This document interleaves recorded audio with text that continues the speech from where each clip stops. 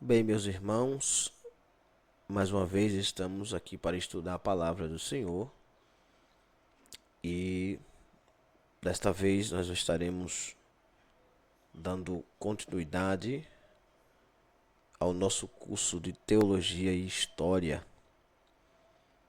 E como nós falamos, nós vamos estudar a partir daqui para frente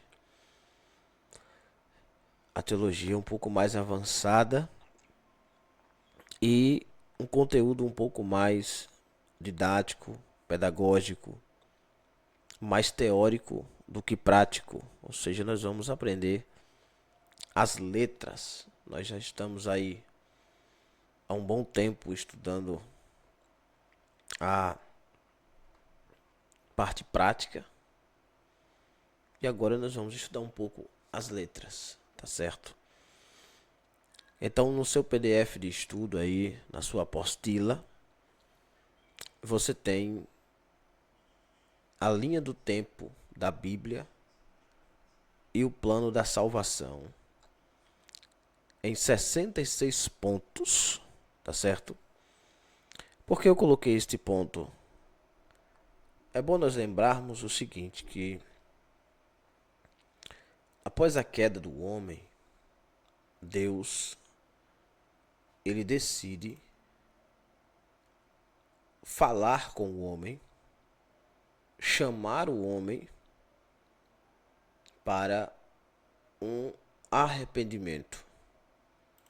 Deus decide fazer com que o homem ele se aproxime de Deus novamente. E para que o homem pudesse se aproximar de Deus novamente, já que o homem pecou, caiu e não conseguia mais aproximar-se fisicamente de Deus, da sua glória, da sua essência, do seu poder, da sua força. Então Deus vai usar mecanismos para que o homem possa receber uma oportunidade de se aproximar de Deus de alguma forma. E como é que Deus, ele na sua presciência, na sua infinita sabedoria, qual é a oportunidade que Deus encontra nisto de poder chamar o homem para perto? Deus começa chamando Adão a o arrependimento através da voz. Adão diz: eu ouvi a sua voz soar dentro do jardim e eu me escondi. Fora do jardim, Deus se limita a falar com o homem com a sua própria voz. Então o homem começa a escutar Deus de uma forma que possa compreender que é Deus, mas Deus já não se apresenta mais fisicamente para aquele homem. Então nós vamos ver Enos, nós vamos ver Sete, nós vamos ver Enoque, pessoas que andaram com Deus. Nós vamos ver Noé, mas nós não vemos mais Deus fisicamente passeando pela terra. Nós vemos Deus passeando pelo jardim, mas pela terra fisicamente não. Então qual é o meio com que Deus fala com Adão? É fisicamente, pessoalmente. Deus descia na viração do dia e falava com ele. Agora para Noé, para Enoque, para Enos, para Sete, não. Para estes Deus fala de uma forma que eles possam ouvir, com sinais, com a sua própria voz. Mas você não vê mais Deus descendo no sentido literal para conversar com o homem ali. Então até Gênesis 6 nós temos aí esse período de tempo em que o homem vai tentando se ajustar e Deus vai conversando com o homem, vai fazendo com que ele compreenda o plano que Deus tem, que Deus quer. E algumas pessoas se destacam nesses meios. Sempre sobra um remanescente E Deus sempre vai poupando aquela geração. Até que Deus decide não poupar mais a geração e decide destruir a todos. E Deus chama Noé e diz para Noé: olha, Noé, eu decidi destruir todo mundo. O que é que eu vou fazer agora? Eu vou de você, da sua geração, da sua família, desses 8 que tem aí, como você achou graça diante de mim, como eu, aos meus olhos você é alguém que é diferenciado, então eu vou de você, da sua semente, criar um novo mundo, uma nova raça, uma nova geração. E os irmãos percebem que assim foi feito. Logo após a destruição do mundo, Deus tem a família de Noé, aqueles 8 que saíram da arca, de Sem, Cão, Jafé, os 3 filhos de Noé e das noras, né? Deus cria todo o universo, no caso, até chegar até nós hoje aqui, até chegar a nós, certo? Mas é bom nós lembrarmos o seguinte, talvez você nunca tenha pensado por esse lado, mas você vai pensar agora, em nome de Jesus.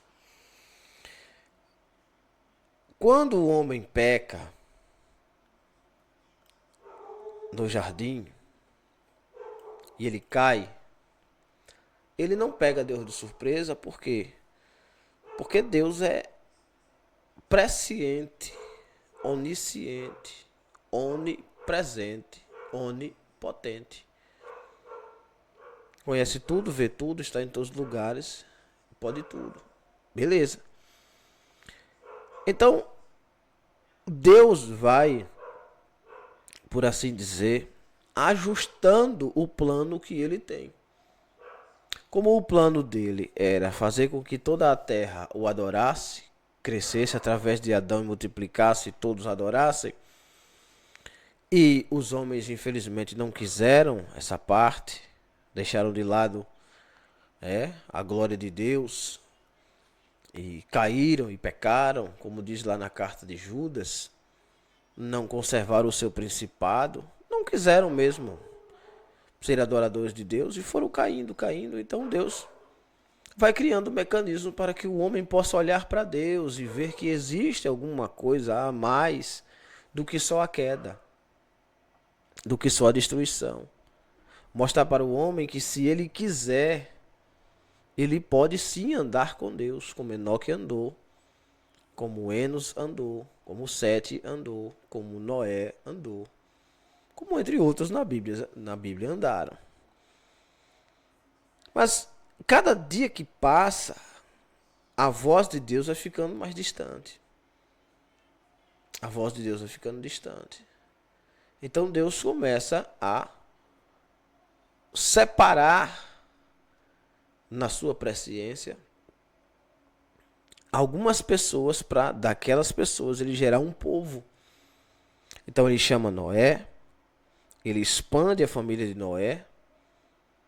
120 anos depois, aproximadamente, nós temos a terra inteira povoada e nós temos uma região ali de Ur dos Caldeus. Ur dos Caldeus, terra de Jó. Ur dos Caldeus, terra de Abraão. Abraão, que ainda tinha seu nome de Abrão, significando pai de família, ele começa a ouvir a voz de Deus.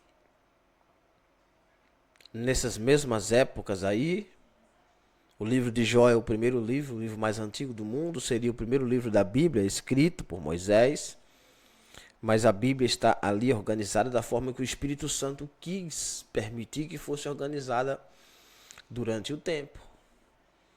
Não é à toa que alguns foram achados antes, outros depois, não é à toa. Há um plano aí.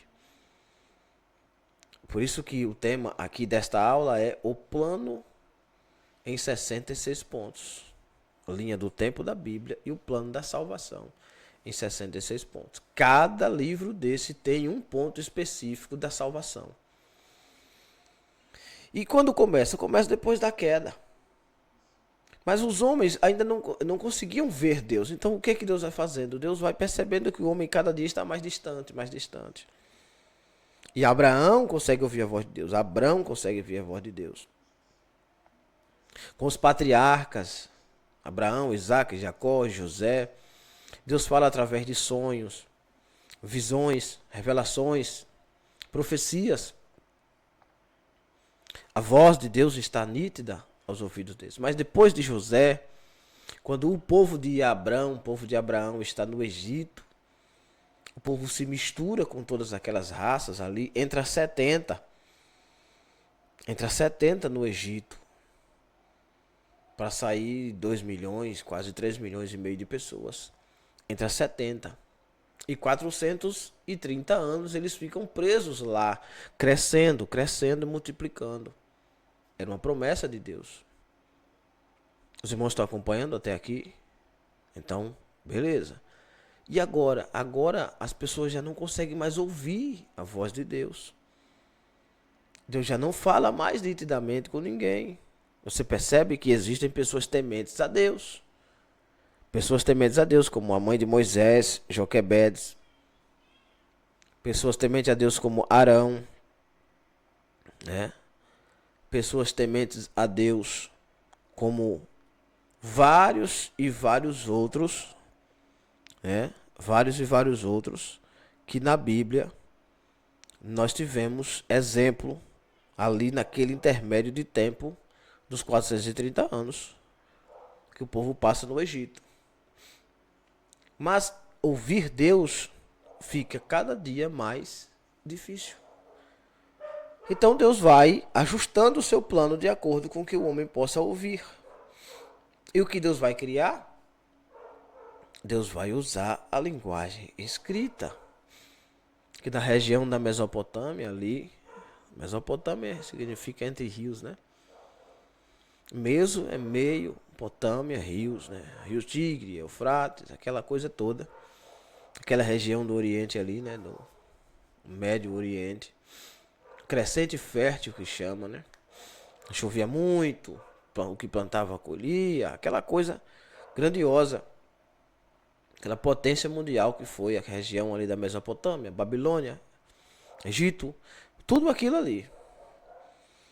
E eles vão cada dia mais crescendo, o povo cada dia mais crescendo, mas também distanciando-se de Deus. E no ajuste do plano, para que os homens possam ouvir Deus, continuar ouvindo Deus, o que é que Deus cria, nesse meio termo, os seres humanos, eles descobrem a forma de expressão escrita. Ainda não era essa escrita como a nossa. Era escrito nas paredes. As tintas eram diferentes. E descobre-se a tal da escrita cuneiforme. Né? Cuneiforme em forma de cunha. Né? Eles talhavam pedras, eles talhavam barro e eles iam desenhando, escrevendo. Cada ponto daquele significava uma coisa. As escritas deles eram assim. No Egito era assim. De modo que escrever passou a ser uma linguagem também. Uma forma de expressão, de passar uma mensagem. Como Deus é onisciente, já sabia disto. Então o que é que Deus começa a fazer? Deus começa a criar esse ajuste do plano para que os homens pudessem encontrá-lo também da forma escrita. E nesse mesmo tempo, nesses 400 e tantos anos que o povo passa no Egito, a tecnologia egípcia vai se aprimorando. Os deuses egípcios, eles falam, entre aspas, através da escrita, através de visões. No Egito existem profetas, existem sacerdotes, lógico, dos deuses deles, certo? Dos deuses deles. Existem magos, existem feiticeiros, existe pitonisa, existe necromante, existe todo esse tipo de coisa aí, todo tipo de mística Existe ali. Existe quem consultasse os mortos. Para cada ponto do universo onde você olhasse, o Egito tinha um Deus. Tinha um ser que era por estações. Deus Sol, Deus Lua, Deus Ra, Deus Lua, Deus Terra, Deus Água, Deus isso, Deus aquilo. Cada um deles representava um tempo, uma estação, um estado da vida, um ponto no universo. Qualquer coisa, para eles, era um Deus. Entende? Por isso que quando Deus vai se apresentar para Moisés, Deus explica para ele: eu sou aquele que não passa. Eu sou o que sou. O que Deus fala para Moisés, irmãos, aprenda isto.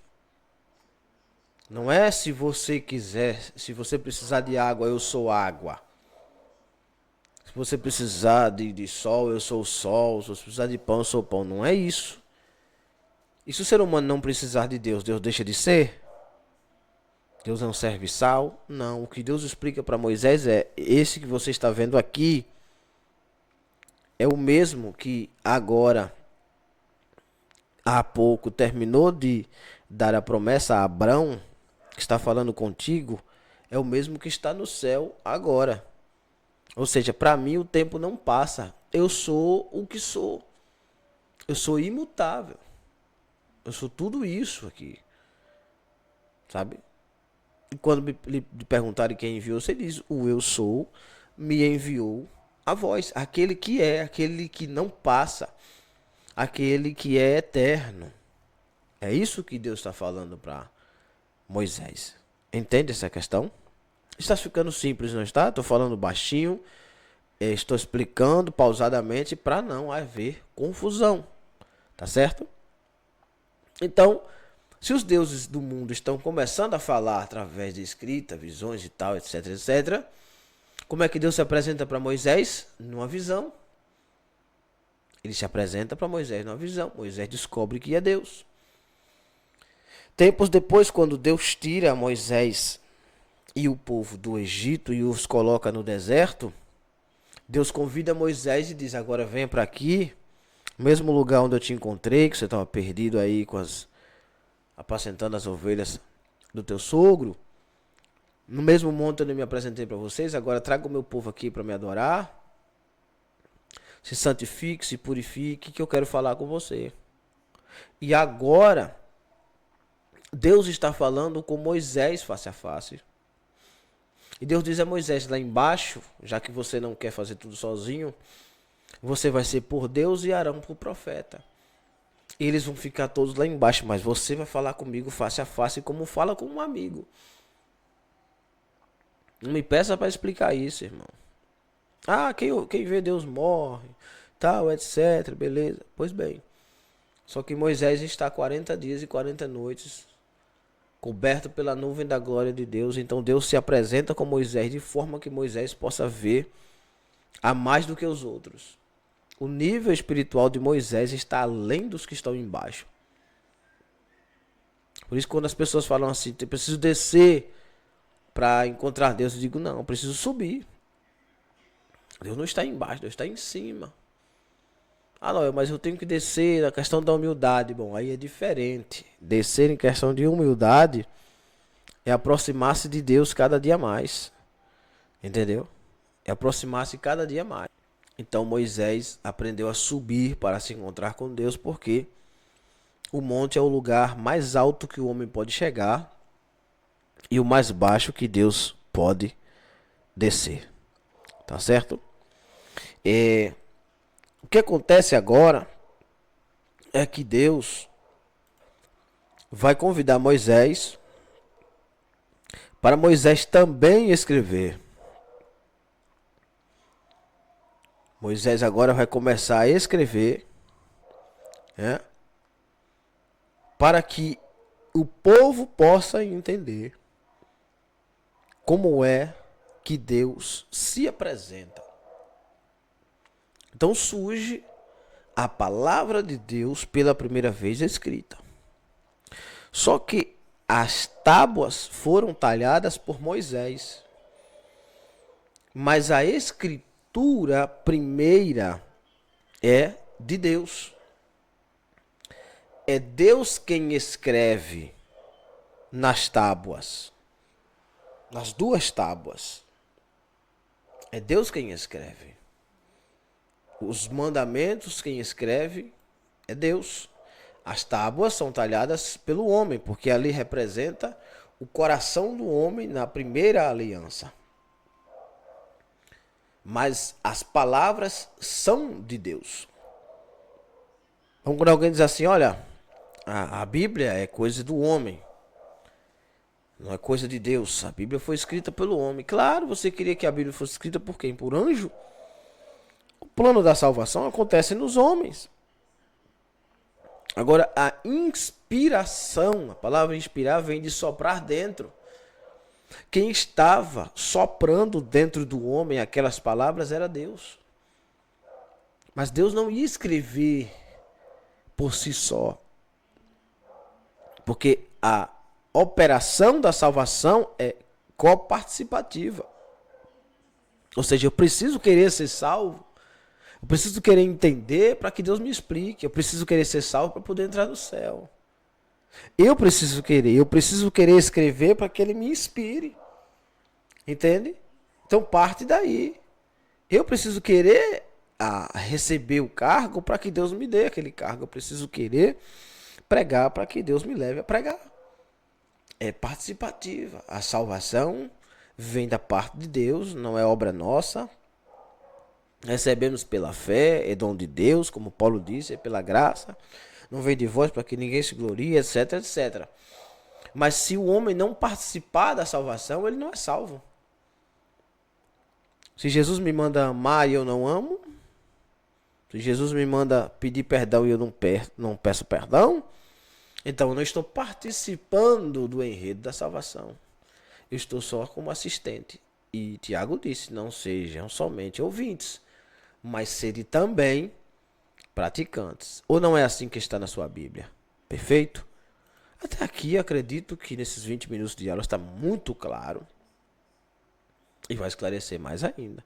Então este enredo todo foi para explicar para os irmãos como chegou até nós a palavra escrita.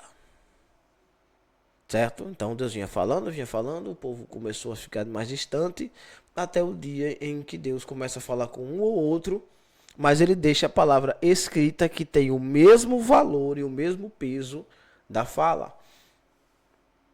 Mas ela só tem o mesmo valor e o mesmo peso da fala se ela for lida, interpretada, pregada, ensinada da forma que veio da boca de Deus.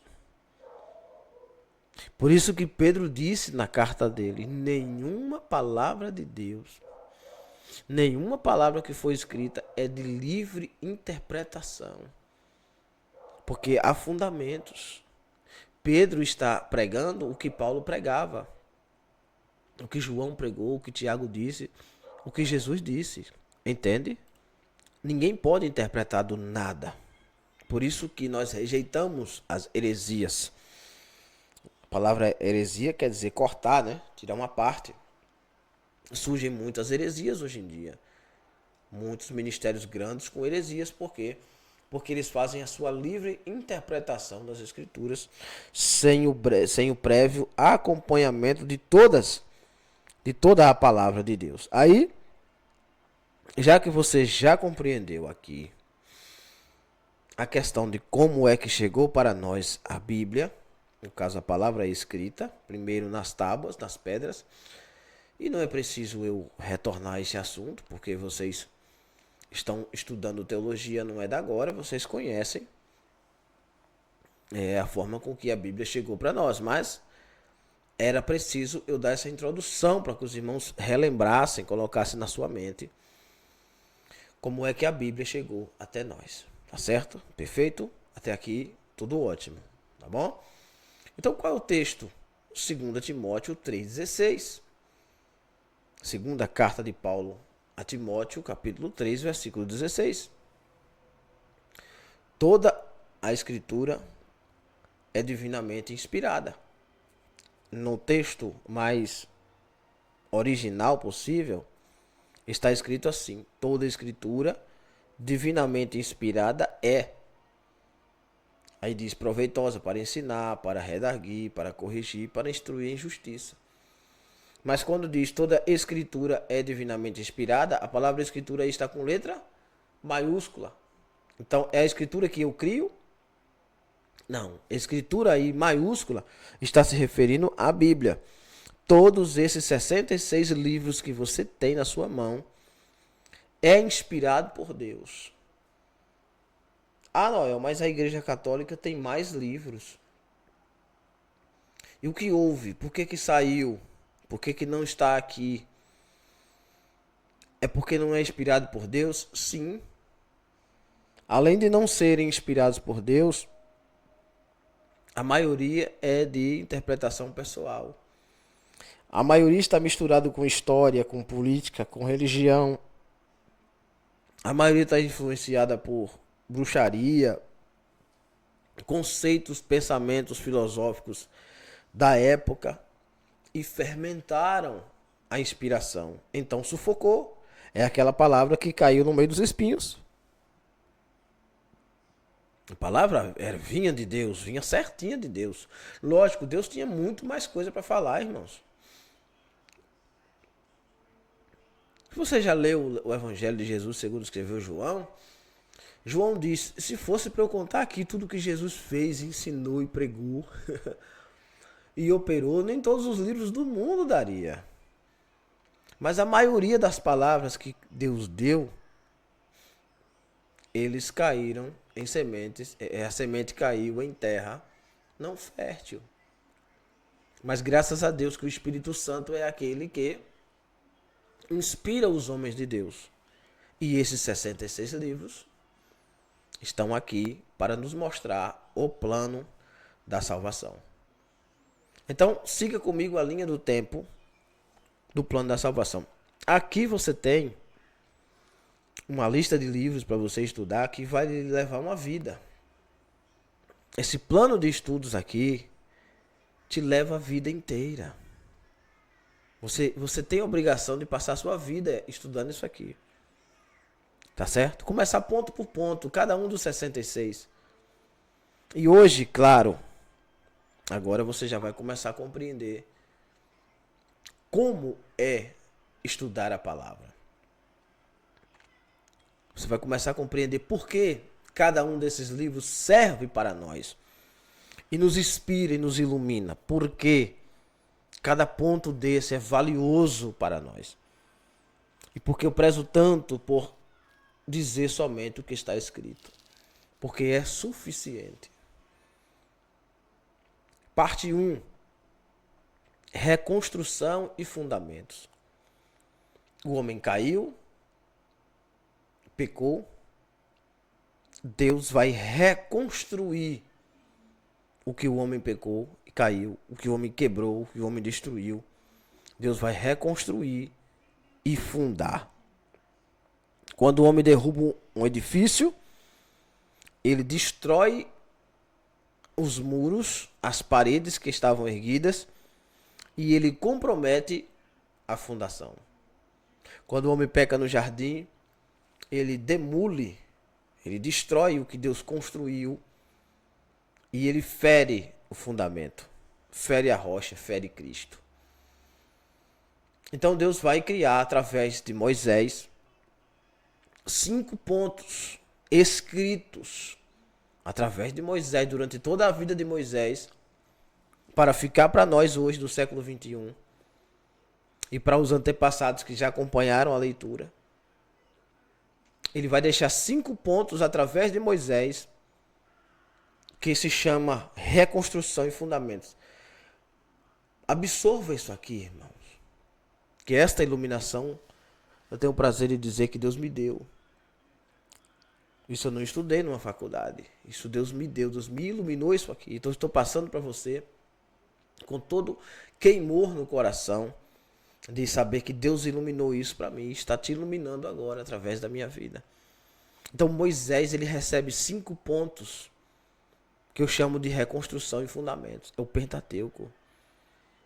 Você sabe, Penta é 5. São os 5 livros. Então, através de Moisés, Deus vai reconstruir e fundamentar a fé do povo. Então, a primeira parte é essa, reconstruir e fundamentar. Em Gênesis, Êxodo, Levítico, Número e Deuteronômio.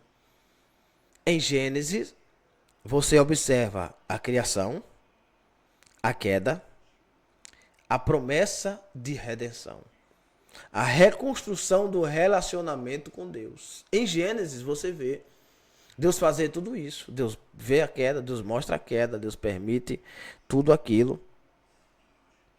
Mas Deus também, Ele permite que o homem receba a promessa da redenção. É em Gênesis que termina a história, dos patriarcas com o povo entrando no Egito. A promessa termina com a promessa. Em Êxodo, o povo que estava no Egito, veja, Deus pega aquele povo todo que tinha toda a promessa do mundo de ir para o inferno por causa do pecado. Deus guarda todo mundo no mundo. Deus permite que o povo fique no mundo. Deus escolhe um povo, coloca esse povo no Egito para ser preso, para fazer a tipologia novamente do novo Adão, terreno ainda, mas uma tipologia do Adão. O Adão preso agora no Egito com uma promessa de ser liberto. Este Adão agora já na forma de milhões de pessoas no Egito preso. Deus escolhe alguém que fugiu do Egito para ir para o Egito libertar aquele povo. Por isso que a palavra êxodo não é só saída, mas é retirada. Deus retirou o povo com mão forte. Então, êxodo não é saída, é retirada. É Deus retirando o povo. Então, do Egito chamei meu filho. É uma tipologia do Cristo. O povo está preso no Egito. Deus vai trazer a libertação e a formação do povo de Deus. Deus tira do Egito o povo escolhido e faz uma aliança no deserto. Lembra daquela música lá de Voz da Verdade? Voz da Verdade é uma seita, mas a música está certa. Que Deus é esse que está por perto, que faz o seu projeto no deserto. O povo em frente ao deserto, aquela coisa toda. Então, o povo agora está livre das garras do Egito, liberto. Dentro do deserto, Deus traz agora o Levítico, que é a santidade e as leis para o povo, separando o povo do mundo, como Deus tentou fazer com a família de Sete e deu pepino. Deus agora vai separar não só Sete de Caim. Não, agora Deus vai separar milhões de pessoas de todo o redor do mundo. Então, Levítico é separação e santificação. Em Números, Deus começa a provar o povo que ele separou. Peregrinação e provações. A provação da caminhada da fé. Em Deuteronômio, Deus renova a aliança e dá as instruções finais. Fidelidade e obediência para entrar na terra prometida. Amém ou não amém? Você não percebe aqui o plano da salvação, não, nesses primeiros 5 livros? O homem caiu em Gênesis. Em Êxodo, Deus entra com providência, liberta. Em Levítico, Deus explica que para o povo continuar liberto, ele precisa se separar, se santificar, como no Salmo 1. Em Números, Deus diz agora, eu vou provar se a pessoa realmente se converteu. Em Deuteronômio, Deus diz, se você permanecer firme, eu te coloco na terra prometida. É ou não é o plano da salvação? Você e eu, nós estávamos no mundo, caímos, pecamos, erramos. Em Gênesis. Construção e queda. No Êxodo, nós fomos resgatados e tirados do mundo com força e colocados na igreja. Mas já resolve tudo? Não, Deus nos dá uma aliança. A aliança é sua. O que vamos fazer agora? Agora nós vamos caminhar no Evangelho, o Levítico. Ele vai nos purificar, nos santificar, nos mudar, nos transformar. Separação e santificação do mundo. Hebreus 12:14, seguir a paz com todos e a santificação, sem a qual ninguém verá o Senhor. Não é à toa que o nome da carta é aos Hebreus. Sim ou não? Diga amém, diga glória a Deus, quem está entendendo. De Levítico, nós agora já na igreja, já com separação, novas escolhas, novo pensamento, mudança de vida, metanoia, aquela coisa toda. Agora nós vamos receber as provas da vida. É os números. A contagem dos dias das provas, das lutas. Perseguição do lado, perseguição do outro, é cova, é serpente, é escorpião. É 1000 caídos de um lado, 10.000 à direita, é gente tentando nos matar, é gente tentando nos sufocar. É Corá, Datã, Abirão, é falso profeta, como Balaão, Sambalate, sabe? É isso. É esse povo todo no meio da provação. É a prova da nossa fé, é a falta de comida. É a falta de bebida, é a ferida na rocha, é as quedas, os erros, as desavenças, os atritos com os irmãos. É o número, é a nossa vida agora. Aí entra o Deuteronômio, que Deuteronômio significa repetir. O que é que Deus vai fazer no quinto ponto? Ficar nos batendo na tecla. Olha, meu filho, não morra em números. Ainda tem Deuteronômio. E o Deuteronômio é a empurrada na terra prometida. Mas a terra prometida não vem Deuteronômio. Deuteronômio é o aviso da terra prometida. A terra prometida vem em Josué. Entendeu? É o plano da salvação. Quem sobrevive do Deuteronômio entra em Josué. Mas os que morreram em Deuteronômio não entram na linhagem de Josué. Então aqui está o plano da salvação. E essa é a primeira parte do plano da salvação. Nós já entendemos. Por isso, quando você lê Gênesis, você não lê Gênesis como uma história de Gênesis, porque é a história da criação. Você lê sua vida, irmão. Você lê a história da sua vida. A história da queda e da redenção, do relacionamento, da reconstrução. Quando você lê Êxodo, você lê o povo escolhido. Hoje nós somos o povo escolhido. Quando você lê Levítico, você lê aquilo ali como uma separação, como Deus santificando, geração eleita, sacerdócio real, o povo do fogo, o povo do avivamento, o povo do sacerdócio, o povo que não pode trazer fogo estranho, tudo aquilo. A pureza, a santidade, a espera, o aguardar. Quando você lê o Números, você lê sobre as provas da vida que nós enfrentamos. E quando lê Deuteronômio, você lê com alívio, sabendo que as promessas de Deus continuam de pé, nos esperando, mas não aqui, na terra prometida. Amém ou não amém? Diga glória a Deus. Agora, seguindo o plano da salvação, Deus vai contar a história do povo de Deus. O que se sucede com o povo de Deus enquanto eles estão no mundo. Esse é o segundo ponto da salvação. No segundo ponto, na parte 2, nós temos a história inteira. Que vai gerar quem? Josué. A conquista da terra prometida. A entrada na bênção terrestre. Juízes, o ciclo de pecado e, novamente, restauração. A necessidade de se criar um líder. Ou você não acha que existe tempo da vida em que Deus nos coloca na bênção? E que às vezes nós vacilamos, Deus nos tira a bênção? Ou quantas pessoas erraram e desviaram e pecaram, mesmo já estando com a bênção, com a terra, na terra prometida? Nos Juízes, quantos de nós não já erramos, pecamos, caímos? E Deus sempre levanta alguém para nos corrigir. O quantas vezes Deus nos levantou como liderança no meio de um povo que não estava disposto a ouvir a palavra. Os juízes. E quando a gente sai, eles pecam. Quantos pastores Deus levanta? E os homens só conseguem obedecer os pastores quando estão do lado dos pastores. Era assim que acontecia. Quando um líder morria, a geração seguinte nem ligava. Ou não acontece conosco hoje no Brasil, os juízes inteiros, que seu pai te ensinou o caminho bom, por mais que ele não fosse um evangélico, mas ele ensinou o caminho do bem. E nós hoje não conseguimos passar isso para os nossos filhos, porque eles não têm ideia. Eles não conseguem conceber como foi a geração passada. Hoje você conta para os seus filhos como foi a geração passada, nós vivíamos num lugar onde não tinha água, energia, era na base do candeeiro, mas nós dormíamos 11 horas da noite, meia-noite, todo mundo brincando pelo meio da rua, ninguém precisava fechar a porta, dormia de porta aberta. Todo mundo alegre, feliz, brincalhão, sorridente. O pouco que um tinha dividia com o outro. Quando você conta isso para alguém, a pessoa diz, não, isso é mentira. Como você conseguiu viver um tempo sem internet, sem celular? Conversava como? Quantos assuntos tinha? É assim ou não é? Hoje você não consegue passar um padrão moral para o seu filho.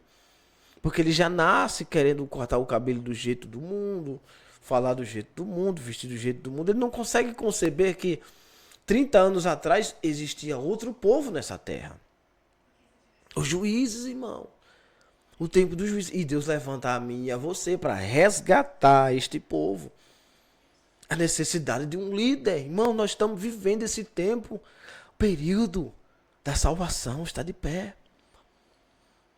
O livro de Ruth conta a redenção e inclusão, a graça e misericórdia. Ou não.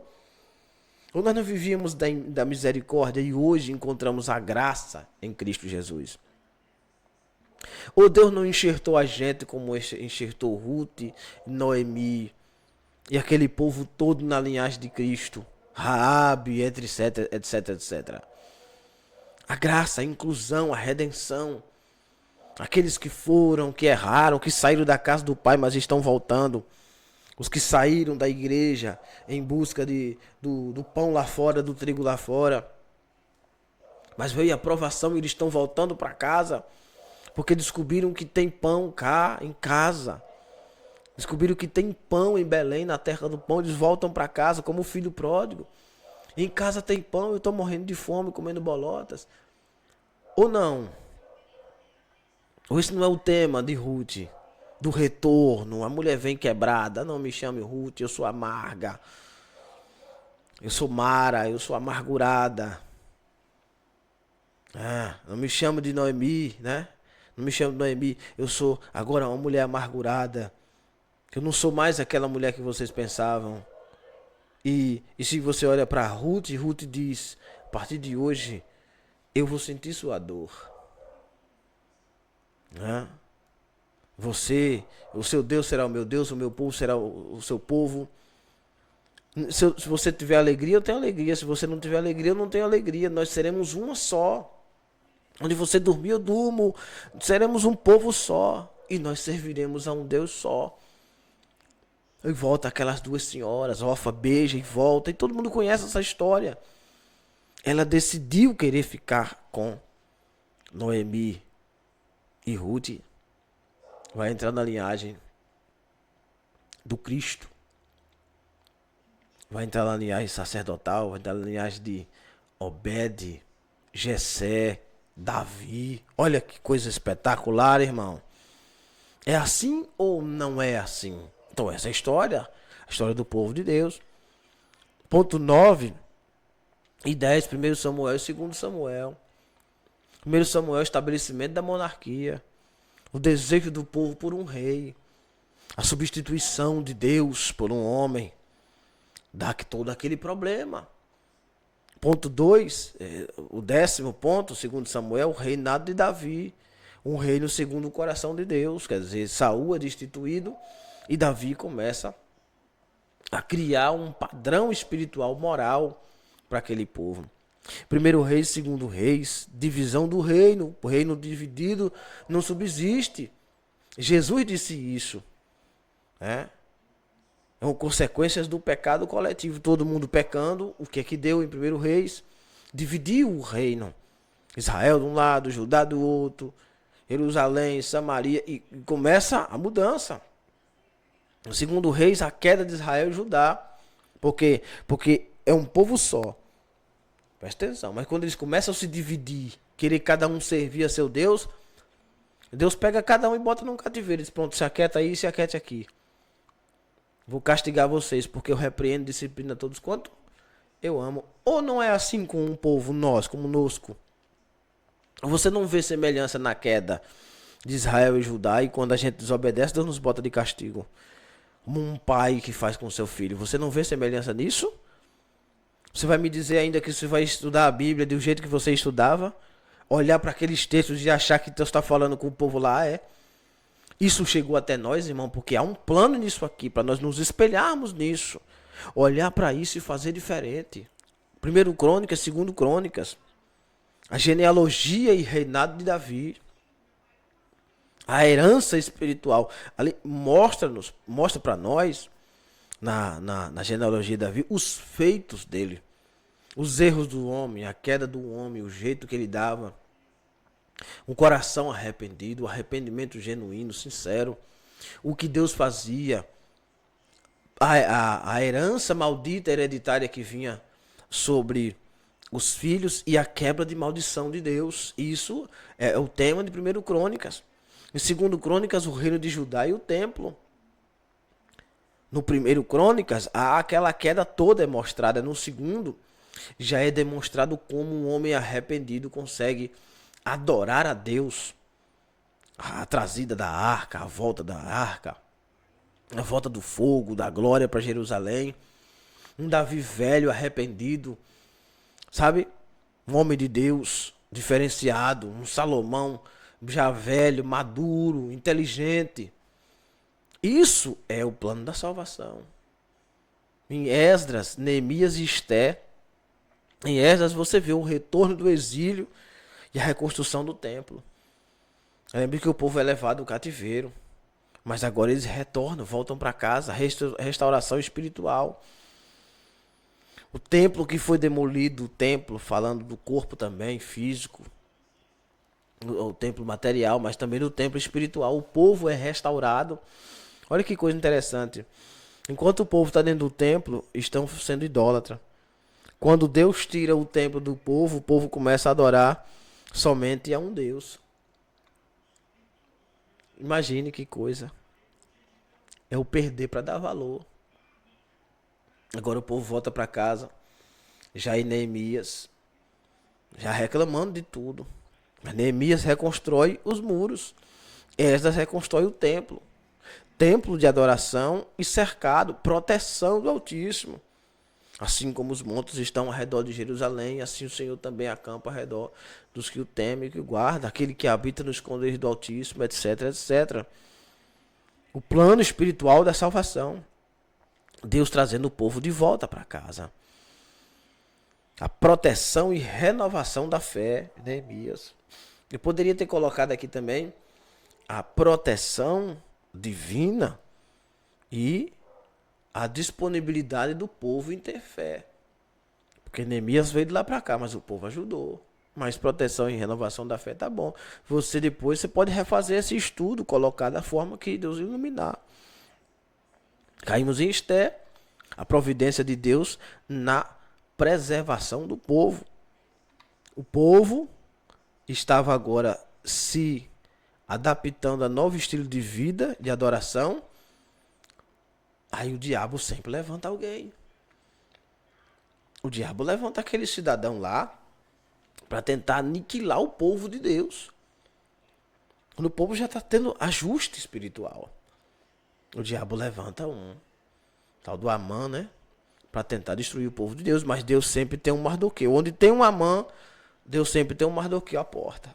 Opa, que maravilha. Está à porta, não está dentro. Mas serve mais do que está dentro. Olha que coisa. 18. É a parte 3. A soberania, a sabedoria e a adoração. A sabedoria e adoração. Jó, Salmos, Provérbios, Eclesiastes e Cantares. Nesses 5 você vai encontrar a sabedoria, a busca pela sabedoria, o entendimento, a busca pelo sagrado, pelo que é mais alto, mais sublime, pela beleza. Logo em Jó você encontra a confiança em Deus, a fé em meio ao sofrimento. Nos Salmos você vê a expressão de louvor, clamor, adoração, gemido, as dores da alma. É a comunicação com Deus. É o homem falando muito. Nos Salmos você vê o homem falando muito, muito, muito, muito. E poucas respostas de Deus. Não é isso?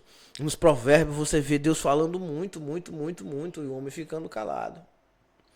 Que é o caminho para a vida. Deus ali se apresenta como a sabedoria. Como o próprio filho. como a inteligência sublime, o Logos divino, que é a inteligência de Deus, que é Cristo, que é o Filho, que é Jesus, se apresentando ali para o povo na forma de sabedoria. Paulo disse isso em Romanos 11, né? Quem foi que deu a ele para que ele retribuísse? Quem lhe ensinou se a sabedoria foi sua aluna, né? No Eclesiastes você vê a reflexão sobre a vida, a vaidade das coisas terrenas. Quer dizer, toda essa luta, tudo isso que nós fazemos aqui, isso vai passar. Isso vai passar no sentido aqui de uma espécie de resumo espiritual. Eu vejo aqui em Jó, Deus vem falando sobre a confiança, o sofrimento. Perfeito? Em Salmos já vem a expressão de louvor, que é a gratidão da alma. Então, sofrimento, gratidão da alma. Os estágios da vida do homem. Momentos de dores, momentos de alegria. No provérbio, ele vem ensinar a sabedoria, quer dizer, o equilíbrio. Em Jó, as dores, nos Salmos, a alegria, às vezes a tristeza da alma. Em Jó, o sofrimento por fora e por dentro. Nos Salmos, o sofrimento por fora e por dentro. No provérbio, o equilíbrio. O caminho para a vida, o você não desviar nem para a direita nem para a esquerda. Em Eclesiastes, ele já explica o saber ter tudo e o saber não ter nada. O equilíbrio. Então você vê Jó e Provérbios falando sobre o sobe e desce da vida. Pegou essa ideia? Amém? Concentrou? E você vê em Provérbios e Eclesiastes Salomão falando sobre o equilíbrio da vida. No Cantares ele já vai falar sobre o relacionamento amoroso, sobre algo mais sublime, o resgate daquilo que Adão perdeu no paraíso. A forma completa de amor, o encontrar no outro ser humano uma completude nesta vida. Veja que em Jó ele perde tudo, Deus restitui. Casamento, família, filhos. Nos Salmos você vê diversas expressões de louvores e adoração a Deus. No Provérbios, eles vêm explicando sobre todos os sentidos da vida. No Eclesiastes, ele faz uma reflexão sobre a vida inteira. Já em Cantares de Salomão, é agora o amor, o relacionamento, o amor e relacionamento. O amor humano como um reflexo do divino. O amor pela esposa, assim como Deus amou a igreja, né? Você vê ali nas expressões, por exemplo, no capítulo 2, pombinha minha, levanta, o tempo de cantar chegou, o vento passou, cessou, a chuva se foi e tal. Ele vê também ele explicando, olha, cuidado com as raposinhas, aquela coisa.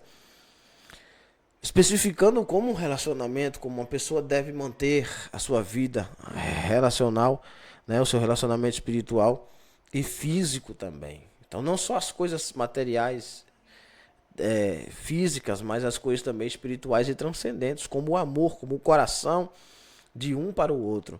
Então tudo isso aqui está relacionado com o plano da salvação. Ninguém vive só, ninguém vive isolado. Volta e meia, uma vez na vida, nós vamos encontrar alguém que será para sempre dentro de nós. Na parte 4, você vai encontrar os profetas, as profecias e promessas do Messias. Certo? Os maiores profetas maiores, né? Isaías, Jeremias, Lamentações, Ezequiel e Daniel. Veja, esses 66 livros fazem parte de um plano, irmão. Não é à toa. Eu não vou lhe explicar detalhe por detalhe de cada livro, que não há tempo no mundo para isso. Você tem a obrigação de parar cada ponto desse aqui e começar a olhar os livros por esse lado. Aí é com você, meu filho, seu facilitador. Eu não posso te dar de mão beijada mastigado, já é demais.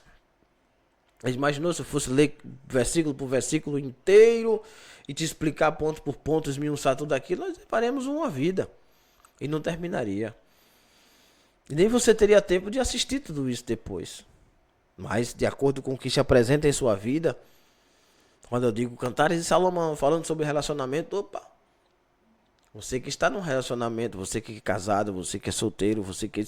qualquer uma etapa da vida, você vai encontrar ali em Cantares de Salomão. Agora nós temos a parte 4, que é profecias e promessas do Messias. Não por coincidência, mas por iluminação do Espírito Santo, no meio da Bíblia, exatamente. Nós temos 66 capítulos do livro de Isaías, que é chamado de mini-bíblia. Por quê? Porque ele reúne 66 capítulos, como a Bíblia tem 66 livros. Algumas coisas do 39 capítulos para trás ele fala sobre o antigo, e dos 27 para frente ele fala do novo. São várias profecias, para trás, para frente, para o meio, para cima, para baixo, né? E Isaías já começa a falar sobre a esperança futura, a promessa do Messias e o julgamento, a esperança que vem por aí. Em Jeremias já chama o povo ao arrependimento. Por quê? Para você encontrar o Messias, você só precisa de uma coisa. João Batista dizia: arrependei-vos, pois é chegado o reino do céu. Porque João Batista entendeu. João Batista entendeu a pregação de Isaías, arrependimento. E Jeremias matou a charada. Povo, se arrependam. Existe a esperança existe. 29:11 de Jeremias. Olha, eu sei o pensamento bom que eu tenho acerca de vós. Pensamentos bons e não maus, para dar a fim naquilo que vocês esperam. E tal, e tal, e tal, e tal. Mas buscar-me-eis e me achareis quando me buscar de todo e o vosso coração. Por aí. Isaías, ele diz: olha, se você provar, para você provar o que é bom, comer o melhor dessa terra, o bem deste mundo aqui, você vai ter que largar de fazer o mal, aplicar, fazer o bem, etc, etc. E Isaías e Jeremias, ele entra nesse acordo. Um fala sobre o Messias e o outro diz: olha, para encontrar o Messias precisa se arrepender. Entende? Que nada está desligado. Em Lamentações, Jeremias diz: bom, vocês não conseguiram fazer o que eu disse, não estão escutando, já tem tantos anos aqui, eu gastei minha vida inteira aqui falando sobre vocês. Não vacilem, senão vocês vão ser presos, vão para o cativeiro. Vocês vacilaram agora, só lamento.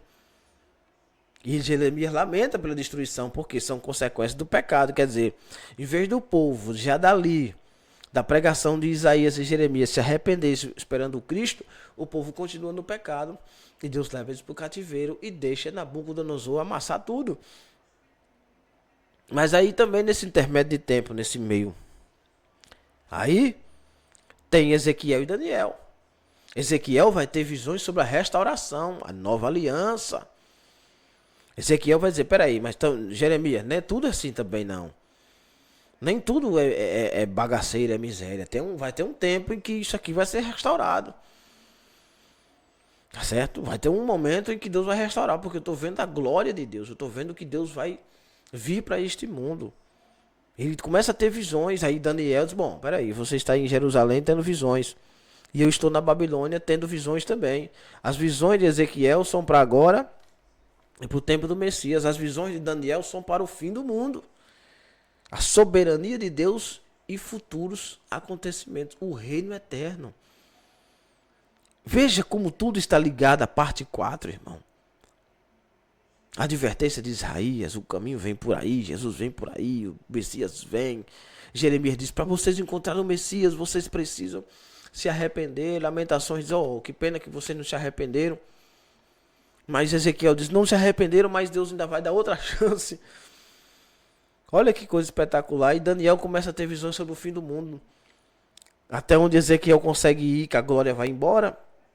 Ele não consegue enxergar mais. Deus leva Daniel para a Babilônia, e lá fora de Jerusalém, Deus consegue mostrar a Daniel aquilo, tudo que ele pode ver. Na parte 5, nós já temos os profetas menores, o chamado e esperança. A chamada, a condução do povo. Esses 11 aqui, esses 11 profetas menores aqui que nós temos. Oséias, o amor fiel de Deus, o Deus que fica o tempo todo chamando: venha. Você pecou, mas venha, rapaz, não se preocupe não. Eu estarei aqui te abraçando, te esperando de braços abertos. Venha, venha, venha, venha. Venha. Não, eu pequei de novo. Aí Deus usa a história lá da mulher de Oséias, né? Oséias vai lá em casa, aí Deus diz: vá, pode ir buscar de novo, vai de novo, vai de novo, vai de novo. E vai ter filhos com ela, e os filhos simbolizam a vinda, o arrependimento, o aconchego, o perdão de Deus. Aí vem Joel explica: olha, depois que vocês se arrependerem, como foi o povo de Oséias, que vocês vierem para dentro, né, do mistério de Deus, quando vocês vierem realmente para a busca de Deus, Deus não vai dar só o templo, Deus não vai dar só esse movimento, Deus também vai dar a vocês uma coisa ainda maior. Deus vai derramar o Espírito dele sobre todos vocês. E Amós começa a dizer, Senhor, mas se o Senhor vai derramar o Espírito sobre todos, mas por que está essa bagunça aqui? Eu quero justiça. A justiça social. Eu não estou vendo o ímpio se arrepender, eu não estou vendo... Amós é o pessimista da história. Porque Amós está no meio de um povo que não quer se arrepender, no meio de um povo que é sacerdote, mas o sacerdote não está acendendo fogo, não está mantendo as lenhas acesas. E Amós diz, como é, Senhor, que vai haver esse derramamento de espírito se o povo não se prepara e se os sacerdotes não estão prontos para receber. E Joel diz, olha, toca a trombeta de Sião, faça um jejum, vamos no pó, na cinza, no pano de saco, vamos lá, vai dar certo. Não é assim? E Obadias já vem pregando, dizendo, olha, vocês que se levantaram contra o povo de Israel, se preparem. Porque Deus tem um segredo com esse povo aqui. E o segredo de Deus é tanto com esse povo aqui, que para cada pessoa que vocês, cada um de vocês que mexeram com esse povo, a Síria, Egito e todo o povo aí da Babilônia, todos vocês, todos os inimigos, amalequitas, moabitas, seja lá quem for que se levantou, se prepare. Porque todos vocês vão sofrer, do norte, do sul, do leste, do oeste, vai vir praga de tudo que é jeito, Deus vai castigar vocês. Ou vocês acharam que Deus ia deixar vocês baterem no filho dele e não ia revidar? Negativo. Amós dá um alerta para os ímpios.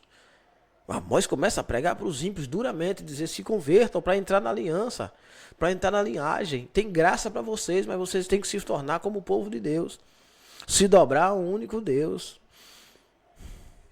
Aí Deus chama Jonas. E Deus diz, olha, se Obadias disse que é para o povo se converter, se arrepender, então Jonas, você vai pregar para os ímpios.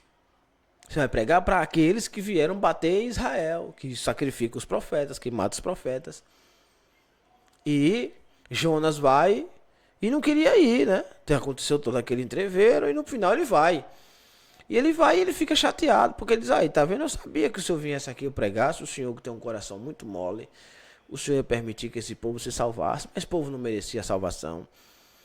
E Deus ainda usa a questão da boboreira. Ele diz, você está chorando por uma coisa que você não plantou nem regou. Nasceu num dia e morreu no outro. Eu não vou ter dó desse povo todo. Vem Miqueias. Miqueias vai falar sobre a justiça e paz que ainda vem por aí. Depois Naum vai explicar. Veio Nínive. Vocês se converteram na época de Jonas, mas agora, 60, 50 anos depois, vocês não querem conta com Deus. Por isso que vocês vão cair. E cai. Porque Deus já tinha dito, todo mundo que se levantou contra Israel não vai prevalecer. Por um caminho virão contra ti, por 7 fugirão. Vem Abacuque, começa a dizer, olha, se esse povo vier contra nós, lutar contra nós, pelejar, vencer, matar todo mundo, levar ovelha do curral, faltar oliveira, figueira, videira, o que quer que seja, eu permanecerei adorando a Deus, porque eu sei que Ele está no centro de tudo. É o adorador no meio das provas. Sofonias chega a dizer, olha, dia do Senhor está chegando. E Deus vai destruir tudo isso aqui. Sempre veja que todos esses pontos que eu estou colocando para os irmãos, vocês vão ver que sempre tem alguém apontando para o fim do mundo. Juízo final. Dia do Senhor. É assim ou não é? Vem Ageu. Ageu vai falar sobre a reconstrução do templo, que encaixa-se lá em Neemias. Esse templo aqui já está falando sobre Jesus Cristo. A glória desta última casa, não a segunda, é a última. Será maior que a da primeira, que é falando sobre a vinda de Cristo. Zacarias vai explicar que esse Cristo que Ageu falou, ele não vai entrar em Jerusalém, não é montado num cavalo branco, mas é numa jumenta. E o povo não vai receber. Malaquias, antes da morte, vai fazer a preparação para o Messias. Vai deixar tudo pronto. E vai explicar, brevemente ele vem, vocês vão matar, vão nos matar, vão tentar nos calar. Mas ele vem para vingar o sangue. Ele vem por aí. E não adianta vocês falarem mal de mim, porque ele vem. Aí nasce Jesus. E é contada a genealogia. Mateus, Marcos, Lucas, João e Atos. Mateus vai narrar que Jesus É o rei que foi prometido. Então Mateus, ele vai explicar que Jesus é o rei prometido. E tudo aqui na parte 6 é cumprimento.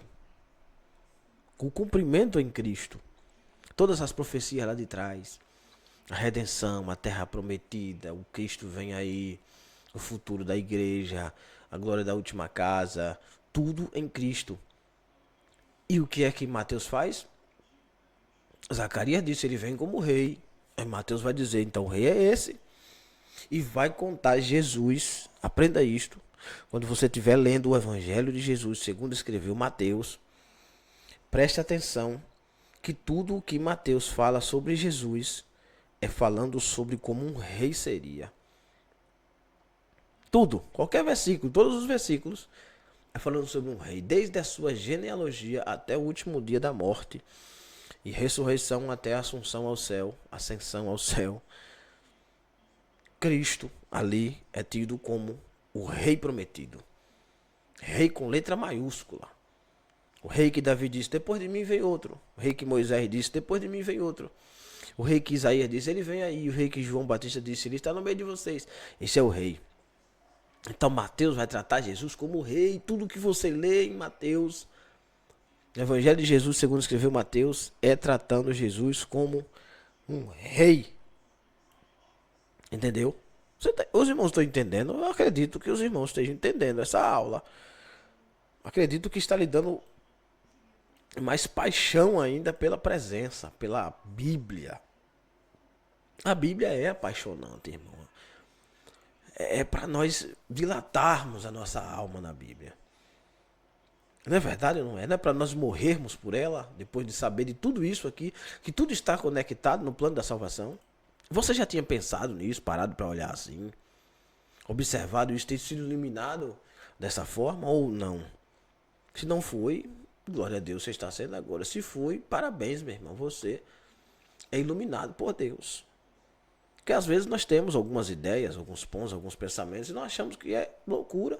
E não, é iluminação mesmo de Deus. Quem na Bíblia foi servo de Deus e não foi chamado de louco? Quem? Me mostre um. Todos. Todos eles foram chamados de louco, contra a mão da ótica humana. No ponto 40, aqui, na parte 6, 40, 41, Mateus e Marcos. Em Mateus, Jesus é o rei prometido. Em Marcos, Jesus é o servo sofredor, que Isaías cita. Então, tudo em Marcos, Jesus é sofredor. Homem de dores, experimentado de trabalho. E Marcos é bem resumido. Ele vai resumindo tudo, ele vai cortando, podando. Por quê? Porque segundo o que nós entendemos pela Bíblia, o Evangelho de Jesus Cristo, segundo escreveu Marcos, é Pedro quem está ditando. E Pedro é quem bem conhece o sofrimento de Jesus do começo até o final. Porque Pedro também vai morrer do mesmo jeito que Jesus morreu. E nós caímos em Lucas. Lucas, Jesus é o Salvador da humanidade. É o homem perfeito, o homem que não erra, o homem que vem para salvar. E ele de forma minuciosa vai contando isso. Então o rei, o servo e o salvador na mesma pessoa. João vem e diz, bom, mas além de rei, servo, salvador, ele só é salvador porque ele é o filho de Deus. Mas espera aí, Noel, isso aqui, quem contou para nós foi Isaías, Jeremias, Ezequiel, Daniel. Os profetas menores contaram para nós, mas Joel falou também que depois que o homem viesse, o filho do homem viesse, e trouxesse a salvação à humanidade, também derramaria o Espírito Santo. Entramos em Atos. E Atos é a extensão do Evangelho de Jesus, segundo escreveu Lucas. E o que é que você vai encontrar em Atos dos Apóstolos? A expansão da igreja pelo Espírito Santo. Eu vou, mas eu não deixarei vocês órfãos. Eu vou enviar o outro. Entende como tudo está conectado? Depois da ida de Cristo para a glória, o que é que nos sobra? Nos sobra agora a graça de Deus prometida lá atrás, por Abadias, por Ezequiel, por Jeremias, por os outros profetas, a graça de Deus que foi prometida, agora na parte 7, vem como doutrina e vida cristã. Que essa graça vem através do conjunto de ensinamentos que a igreja aprendeu de Gênesis até agora no Evangelho de Jesus, segundo escreveu João. Só que se os irmãos pararem para pensar, as cartas de Paulo, algumas delas, vêm antes da escritura dos evangelhos. Mas pela providência de Deus, chegou até nós essa Bíblia compilada assim. Esses 66 livros organizados assim do jeito que está e não em ordem cronológica. Porque o plano de Deus era esse, irmão. E Noel, e se eu embaraçar aqui tudo? Todos os livros eu embaraçar e eu pegar Gênesis e botar em Apocalipse, Apocalipse em Gênesis, eu pegar Salmo e colocar no lugar das cartas e eu fizer um panavoeiro aqui, fizer um sorteio, vai dar o mesmo plano.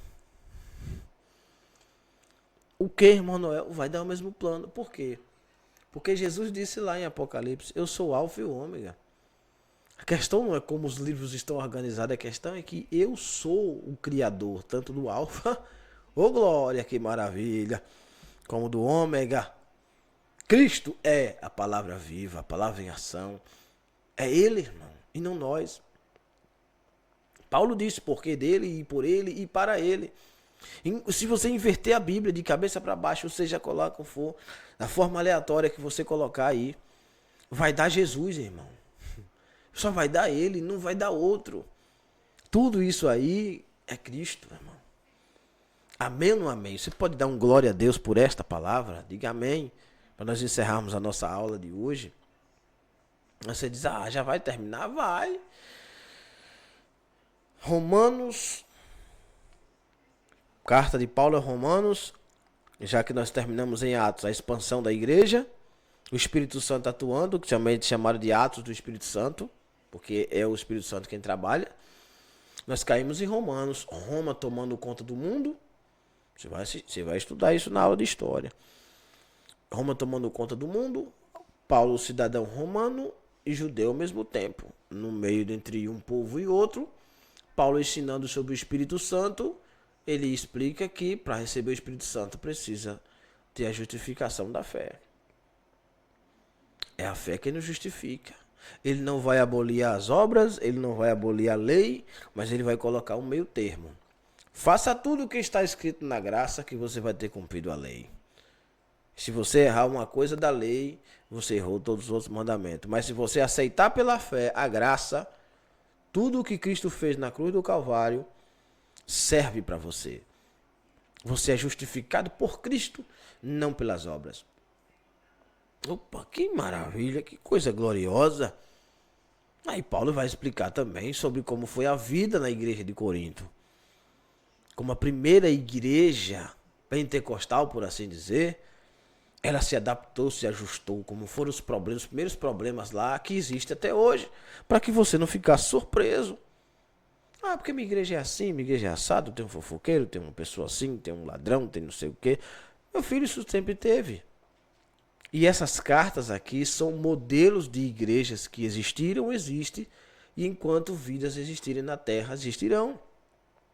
Então, quando você ler a carta de Paulo aos Romanos, você não lê aos Romanos como se fosse aos Romanos, lê como se fosse para você. Em vez de aos Romanos, cite o seu nome, qualquer carta dessa. Em vez de você ler para os outros, leia para você. E você vai entender que para chegar ao céu precisa ser justificado pela fé. Aos Romanos. 1 Coríntios e 2 carta aos Coríntios. A vida na igreja. A primeira carta. Na segunda carta, o ministério e reconciliação. Paulo já vai falar sobre como as pessoas devem assumir o ministério na igreja. Não parece que nós estamos falando de novo do Levíticos? Paulo está reconstruindo toda a história, né, das profecias bíblicas. Na carta aos Gálatas, ele explica que nós hoje temos liberdade em Cristo. Em Efésios, além da união em Cristo, estamos unidos em Cristo, pela graça em Cristo, ele nos mostra que há uma batalha espiritual acontecendo. Em Filipenses, nós precisamos ter alegria no Senhor. Por quê? Em meio às batalhas espirituais, em meio à liberdade em Cristo, a reconciliação, a vida na igreja, justificação na fé. Isso aí é motivo de termos alegria no Senhor. Na carta aos Colossenses, na carta de Paulo aos Colossenses, ele já vai nos explicar que Cristo é tudo isso aí que eu acabei de dizer. Se olhar para trás, tudo isso aí vem de Cristo, desde o princípio do mundo. Paulo já vai nos mandar de novo para Gênesis. Cristo sendo o reconstrutor de tudo. No 1 Tessalonicenses, na 2 Tessalonicenses, Paulo já vai explicar sobre a esperança da volta de Cristo. Vê que há uma semelhança em cada bloco desse. Tem alguém falando sobre a vinda de Cristo. A Bíblia é toda escatológica, irmão. Na 2 Tessalonicenses, Paulo já vai falar sobre o dia do Senhor. Na 1 Tessalonicenses, a esperança da volta de Cristo. Na segunda, como vai ser a volta de Cristo. Na primeira carta de Timóteo, Paulo diz como é que Timóteo, agora que é salvo em Cristo, é um jovem ainda, mas aprendeu o evangelho por completo, ele vai liderar uma igreja. Mas na segunda carta ele explica que não é só liderar a igreja, mas é perseverar também para ser salvo. Porque não adianta ele liderar a igreja e não ser salvo. Na carta de Tito, Tito já vai explicar sobre organização e boas obras. Porque não adianta viver na igreja de qualquer forma, tem que ser organizado e tem que mostrar para o mundo que você produziu frutos dignos de arrependimento. Veja, voltamos à pregação do João Batista. Filemon já vai falar sobre o perdão. Olha, estou te mandando um servo aí que um dia deu trabalho, mas agora, assim como você é livre em Cristo, ele também é livre. Receba esse cidadão aí e você é alguém que precisa de libertação, tanto quanto qualquer escravo que estava lá preso. Nós fomos libertos do mundo, das garras do mundo. Agora na parte 8 e 9, que é o encerramento, na parte 8, do ponto 58 a 65, você vê Hebreus, Tiago, 1 Pedro, 2 Pedro, 1 João, 2 João, 3 João, Judas e Apocalipse. Até fica mais fácil para você aprender a Bíblia, né? Decorar os livros de cor. Em Hebreus nós temos a superioridade de Cristo. Cristo é superior a tudo. Mas carta justamente a quem? Aos Hebreus, que nós estamos estudando desde Gênesis aqui nessa aula. Mas aí Tiago diz assim, bom, Cristo é supremo, mas se você não tiver fé e praticar, você não recebe a graça. Aí Pedro vem e diz assim, bom, para receber a graça pela fé na supremacia de Cristo, na soberania de Cristo, é preciso passar pelo sofrimento. O sofrimento de ter a marca de Cristo no corpo. E também, junto com o sofrimento, nós temos a esperança da salvação. Percebe como tudo está ligado? Na segunda carta, Pedro já explica, no meio de vocês vai ter muitos falsos mestres tentando dizer que não é assim. Que você pode viver do jeito que quiser, que você pode andar do jeito que quiser. Mas isso não aconteceu com Moisés lá atrás, não aconteceu com Jeremias lá no meio, não aconteceu com Daniel na Babilônia, os falsos. No Egito não já tinha isso? A Bíblia está conectada, irmão. Aí João vai explicar, olha, para resolvermos a questão de advertência contra os falsos mestres, sofrimento, fé e prática, soberania de Cristo, supremacia de Cristo, é preciso andar em amor e verdade, porque Deus é Espírito, e importa que aqueles que adorem a Deus adorem em Espírito e em verdade. Mas se você diz que ama a Deus, que nunca viu, e odeia seu irmão, que vê todo dia, o que é que ele está lhe jogando? Lá justamente para a morte de Caim, para a morte de Abel, que Caim o mata. E João vai explicar aqui por que Caim matou Abel. Ele está lhe mandando para o princípio da Bíblia, irmão. Está ou não está conectado? Na segunda carta de João, João já vai explicar sobre verdade e amor. Na primeira é amor e verdade. Na segunda é verdade e amor. Não é só amar e dizer, não, eu amo, isso é verdadeiro porque eu amo. Na segunda ele diz, se você ama, prove.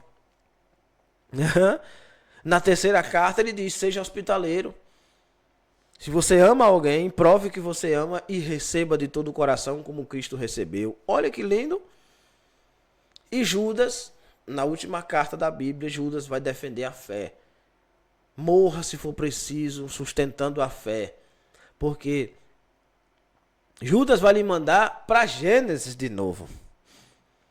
E antes de Gênesis, um acontecimento que está em Ezequiel 28 e Isaías 14. Vocês não pensem que Deus vai poupar vocês se hoje vocês abandonarem a fé, porque Deus não poupou os anjos que caiu. Não poupou o mundo antigo com Moisés, não poupou Sodoma e Gomorra, não poupou o povo no Egito que o abandonou. Vai poupar a mim e a você? Judas está mandando você para onde, irmão? Gênesis, Êxodo, Número, Levítico, Deuteronômio. Judas está lhe dizendo que a Bíblia toda está conectada. E a parte 9, o fim e a vitória final. Apocalipse, a grande profecia. O último livro da Bíblia, o 66, o 76º, Apocalipse. Jesus, Rei vitorioso, o fim dos tempos, juízo e nova criação. Os irmãos entenderam a aula de hoje? Entenderam o plano da salvação? Isto é o plano, irmão. A Bíblia Sagrada está toda conectada uma na outra. Então, quando você ler agora a Bíblia a partir de hoje, em nome do Senhor Jesus, eu espero que todos vocês, se vocês já não faziam isso, façam. Se não faziam, faça isso. Olhe a Bíblia desse jeito. É assim que se entende a Bíblia. Toda a Bíblia é o plano da salvação. Amém, meus irmãos? Amém, minha irmã? Que Deus abençoe e até a próxima aula, em nome de Jesus.